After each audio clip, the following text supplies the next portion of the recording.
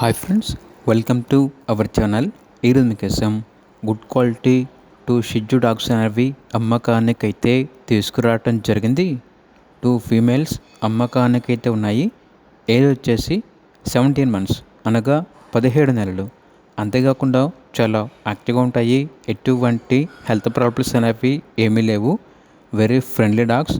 ఇక లొకేషన్ వచ్చేసి Chikkadpally, Hyderabad. Vaccination, deworming up to date complete అయ్యాయి.